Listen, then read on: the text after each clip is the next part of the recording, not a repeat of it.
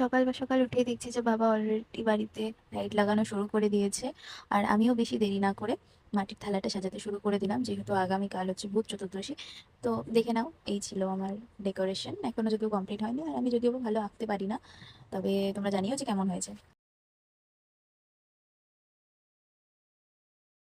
ওই একটা জিনিস দেখবে? কই কি দেখি? এই দেখো আমাদের দেশি ক্রিসমাস ট্রি। আচ্ছা। ওই রকমই না দেখতে, বলো?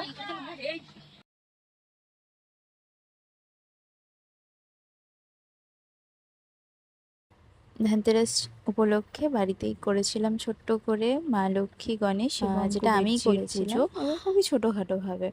আর ধনতেরাস বলে কথায় কিছু না কিনলে হয়, তাই আমরা দুজনে মিলে চলে গেছিলাম। আমাদের কিছু জিনিস অর্ডার দেওয়ার ছিল, সেগুলোই আনতে গেছিলাম।